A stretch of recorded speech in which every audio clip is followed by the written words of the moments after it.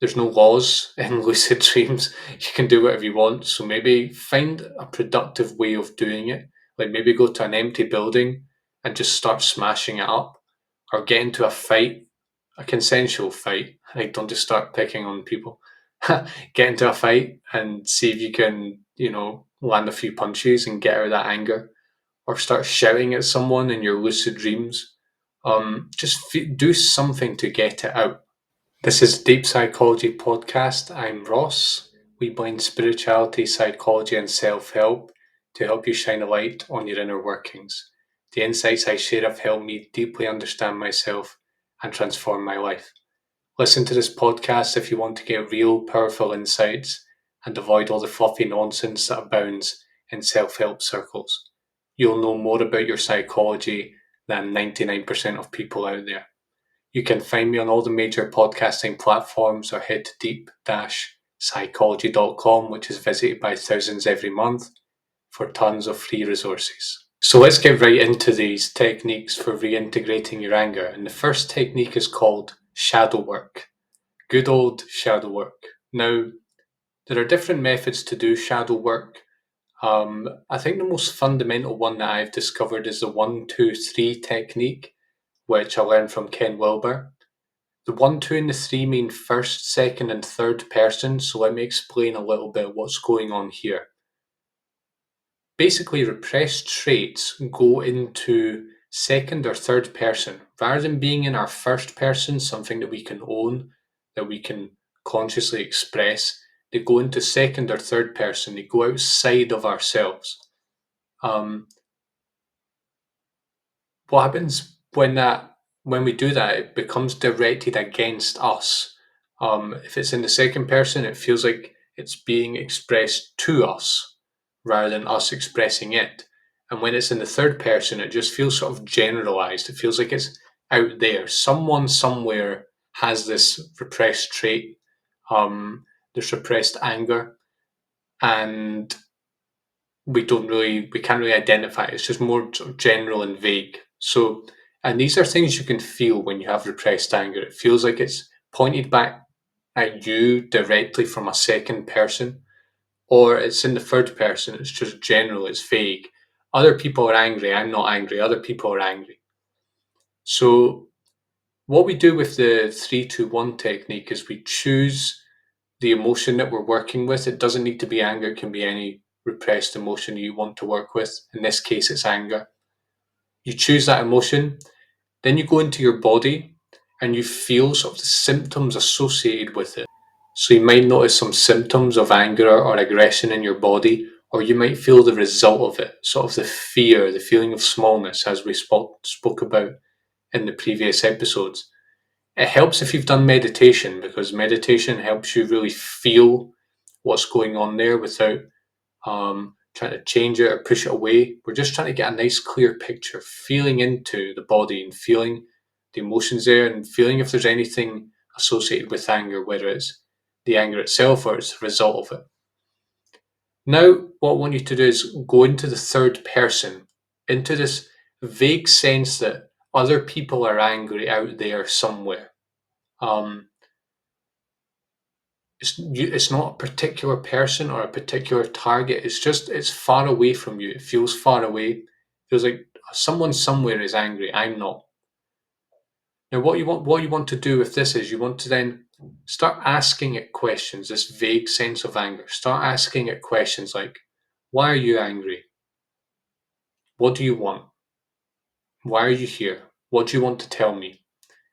What you'll start noticing, these little sort of whispers, these little expressions of anger that feel like they're out there. Now, what I want you to do is to verbalize those, not speaking as them, pretending that they are still out there, but just verbalize them, make sure that you know exactly what they are, and speak them out loud.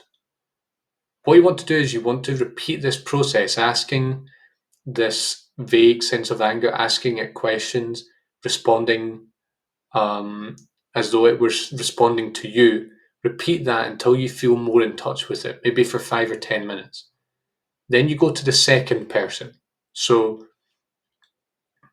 again, you go into the body and you feel, what are the effects of this anger, of this second person anger in me? Do I feel fear or smallness or sadness or melancholy? And then you start asking questions to this second person anger. Um, and you speak as it to yourself. So you're getting more in touch with the second person anger. So you can ask it again, what do you want? Why are you here? What do you want from me? How do you feel? And then you respond as it to yourself. So it's like you are the second person anger and you are speaking to yourself. So you might end up saying things like, I want to kill you. I want to hurt you. I want to overpower you. And it's like you're talking to yourself as that anger. Now, as you do this more and more, maybe for 5 or 10 minutes, I want you to try and feel that there is no monster. There is no angry second person. There is no angry animal chasing you. There is nothing targeting anger at you. You are the anger, and you now speak as the anger. As you respond more and more, it actually should feel like you are now owning the anger and it's back in you. It's not projected outside anymore. By the end of a session, you should be able to feel a bit more every time, that you can consciously feel that aggression, that urge to move forward, to move towards, which I spoke about in the last episodes, to feel even rage if there is rage there. And if this is happening, if you feel this sort of reintegration and this it feels like you're gathering up all your repressed anger. If you can feel that, you're moving in the right direction and you're starting to re-own this anger. Now, you maybe want to do this for a week or 2 weeks or a month on a regular basis, and you will really notice this is a very powerful technique. The second one is dreams. Now, little caveat here, dreams aren't the best way to reintegrate per se unless you can lucid dream, but they are an excellent source of intel into your dreams, as I spoke about. So let me talk about the case if you can't lucid dream and what you can use dreams for. In my case, I tracked my dreams as I was reintegrating my anger, and it was showing me that it was working, as I said in the previous episode. Those big animals that were chasing me became small animals that were just kind of annoying me. A big reintegration there. What you can do is write down your dreams every morning for a month and look for patterns. Look for people or animals or anything in your dream that is aggressive and angry, either to someone else or towards you. This basically, the way I look at it, is all anger in your dreams, whether it's someone else or it's directed towards you or it's your own anger, is repressed anger, and that's how it's being expressed. So that's regular dreams. If you're not lucid dreaming, you can wake up in the morning and write them down as soon as you wake up, and you'll start seeing patterns there, and you'll remember more the more you do this. Lucid dreams are a bit of a different story, though. What I would suggest you do if you can lucid dream is to start acting out your shadow self as soon as possible. Start being deliberately angry. Practice being angry, because you don't have to fear any repercussions here.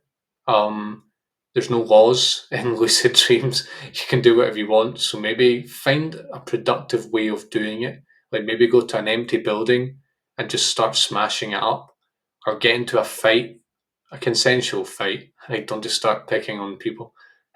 Get into a fight and see if you can, land a few punches and get out of that anger, or start shouting at someone in your lucid dreams.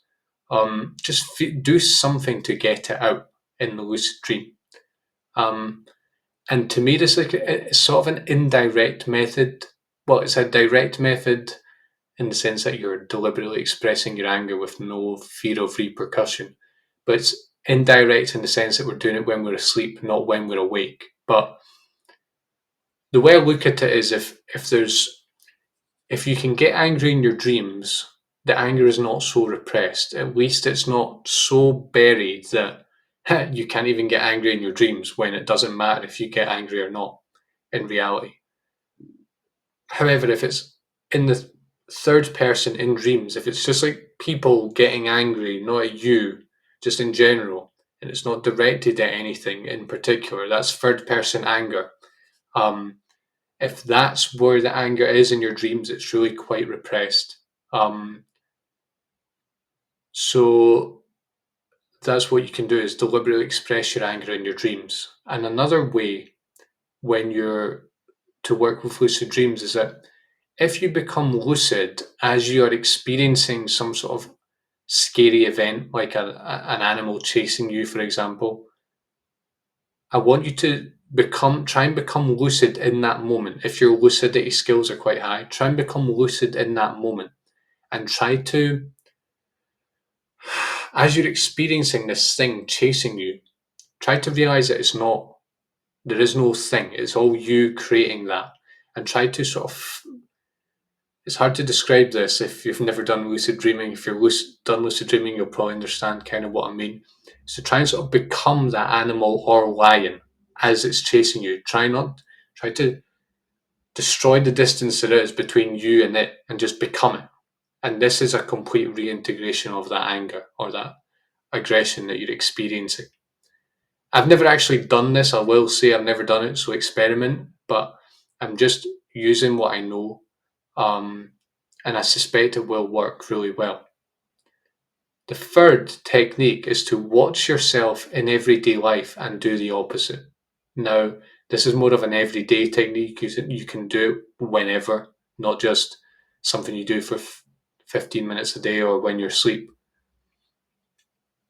Basically, what happens with anger is when it's repressed, we either experience the symptoms of it or we are unable to embody it. And what can happen is that we become sort of false, like we become overly nice and sweet and pleasing and polite. Um, and it feels like that's the only thing we can express to people. Now, I'm not saying that you don't adopt a mask for your job or for social situations and you don't do what's socially acceptable. I'm not saying that. That's not healthy. But if you notice that you're just overly nice and sweet and pleasing and polite all the time, it's probably a symptom of repressed anger, as I speak about in my article. Now, I want you to be very aware of these moments when you're being too nice, too sweet, too pleasing to people. And as well, moments when you feel sort of disempowered or sad or weak. In that moment, it's very likely that this trait, this emotion that you're feeling is masking the exact opposite. You're going overboard with it, and it's because your anger and your aggression is repressed. You actually feel the opposite way authentically, but this authentic anger and aggression is pushed out, and your behavior is now covering it up. You know, you're putting on this mask to cover up your own repressed emotions. So, what I want you to do in that moment is to try and step into that aggression and that anger. For example, if you're smiling a lot, but you actually don't feel like smiling, just stop. Just stop doing that. Um, and even beyond that, if you actually have a vague sense that you feel angry, but it's sort of repressed, even take on that anger if it's possible and start to express it in that very moment. Or even you don't have to express it if it's not socially acceptable to do so, but just don't be so nice. Don't smile so much. Don't be so false and sweet. Try and integrate both of those things. What you can also do is to channel it somehow. Like, let's say you've been overly nice during the day and you come home and you realize, oh, there was a lot of repressed anger there. Try and actually put it into something and to bring out that anger. Don't inhibit yourself. Put it into like a creative act, or I don't know, something that requires like physical effort and energy, like to get out that sense of aggression and tension. Basically, start in any way possible, start training yourself not to be so nice and polite and smiley all the time. Of course, there is genuine like happiness and joy and politeness, but also a lot of our politeness is actually it's been socially conditioned and it's not very authentic, and actually a lot of the time it's covering up like passive aggression is one way we have of trying of sort of being polite but actually being aggressive at the same time. And it's a symptomatic of this greater trend of being overly nice when we actually have anger, repressed anger that we're not acknowledging. Okay, fourth method, folks, is psychedelics. Now, in my case, I've never been so aware of my shadow as I was during I think it was my second acid trip. And I felt so much reintegration that, well, I can't help but speak about this. Spoke about it in the another episode recently, but um, I think I must mention it here when we're talking about how to reintegrate your anger. I don't know if this is available with other psychedelics, but I can tell you that with acid, well, I've never had so much clarity into the shadow and such a sense of reintegrating it into my character. So you can do this alone. You can do sort of psychedelic therapy on your own if you're mentally stable, if you've done the right preparation, done the research, and so on. You've got a good setting. You can do it. Um, you can work with a therapist as well. There's psychedelic therapy is becoming more and more popular. Or you can maybe get a friend to help you. An experienced tripper friend can help you with this. I guess the problem is that it can be difficult to control the content of acid experiences. Like for me, they vary between. I always get deep insight one way or another, but the insight varies between my purpose in life, my personal shadow, and spirituality, like spiritual themes. Um, so that's one downside, perhaps. What you might want to do is set the intention before that this is what you're going to do. You're going to try and reintegrate your anger. And you can even start doing some shadow work earlier on in the trip. Perhaps later on, you'll maybe not have the control you need to do that. But early on in the trip, you can start doing some shadow work. That'll make it like maybe the 1, 2, 3 technique that I showed you. And that'll make it more likely, I think, that you're going to have deep insight into your shadow. It's a spontaneous thing. Like I found it, yeah, psychedelic insight is very spontaneous. I can't really control it. I can't just say I want an insight into this and here it comes. It's more like the psychedelic takes over and I go into a state where I have a lot of deep insight for maybe an hour, 2 hours into a certain thing. Um, I will say though, if you're working to reintegrate your anger in daily life, it's more likely that this will be a theme in your psychedelic experiences. So you can kind of prepare the ground, but you can't have full control. But as I said, my acid experience, my second one, was so revealing that I have to mention it here, even though it's maybe not the perfect method in terms of control. All right, folks, those are the 4 methods for reintegrating repressed anger. If you dig the channel, make sure to subscribe so that you don't miss out on my latest videos. I've got them coming thick and fast, 2 episodes a week for the rest of the year. So subscribe if you like what I do. And I hope you enjoy these methods. Take care and I'll see you soon.